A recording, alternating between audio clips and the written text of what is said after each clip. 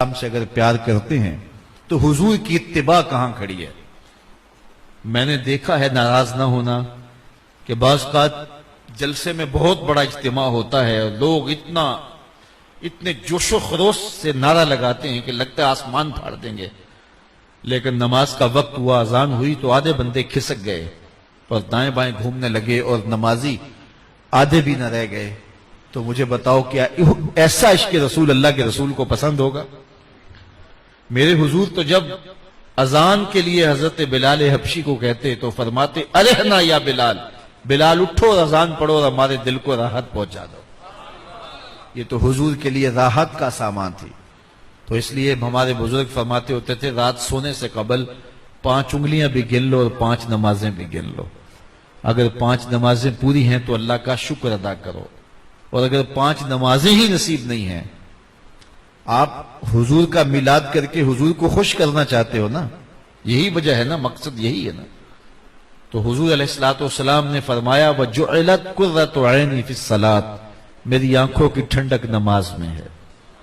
تو اگر 5 گانا نماز ہمیں نصیب نہیں ہے تو پھر صاحب ہمیں سوچنا ہوگا کہ کہیں ایسا تو نہیں ہے کہ ہمارا جو دعوی عشق و محبت ہے وہ زبان کی حد تک ہے۔ ہمیں عقیدتوں کے سانچے میں، الفتوں کے سانچے میں ڈھل کے زندگی گزارنی ہے تو ان کے فرامین کو حفظ جاں بنانا ہے، ان کے بتائے ہوئے طریقے کو اختیار کرنا ہے اور ان کے فرامین کو سینے سے لگانا ہے، اور جو حضور کی منشا تھی، حضور کی آرزو اور تمنا تھی، اور حضور کے لیے آنکھوں کا قرار اور دل کی ٹھنڈک تھی، اس کو ہم اپنے سینے کے ساتھ لگانا ہوگا۔ 5 گانا نماز شعار زندگی بنائے رکھیں، اور خوش نصیب وہ لوگ ہیں کہ جنہیں یہ سعادت حاصل ہے۔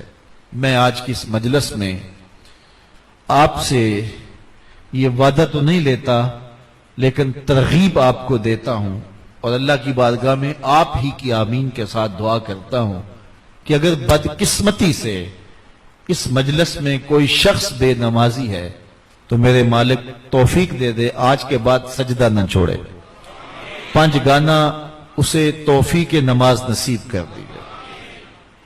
اور اگر اللہ کی توفیق سے آپ سب نمازی ہیں تو میں یہ دعا کرتا ہوں کہ آپ کے گھر والوں میں سے اگر کوئی بے نمازی ہے تو اتنے زور سے تبلیغ کریں، اس قدر تسلسل سے اس کو ترغیب دیں کہ وہ بھی بے نمازی نہ رہے۔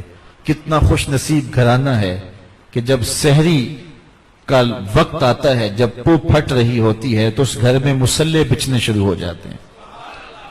مائیں، بہنیں اور بیٹیاں گھروں میں مصلے بچھا لیتی اور مرد حضرات مسجد کا رخ کرتے ہیں۔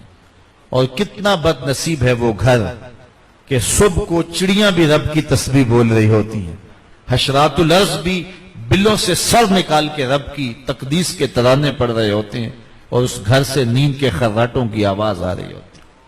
اس سے بڑا بد نصیب گھرانہ کون سا ہوگا جس کو صبح کا جاگنا بھی نصیب نہیں ہے؟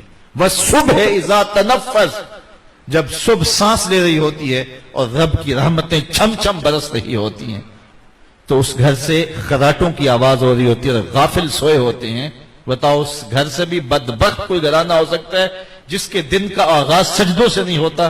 اور کتنا خوش نصیب گھرانہ ہے جس کا آغاز رب کے حضور سجدہ ریزیوں سے ہوتا ہے۔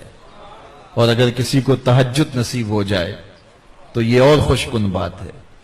ایک روایت میں آتا ہے جب سحری کا وقت ہوتا ہے تو شوہر اٹھ جاتا ہے اور اپنی بیوی کو بھی بیدار کرنے کی کوشش کرتا ہے۔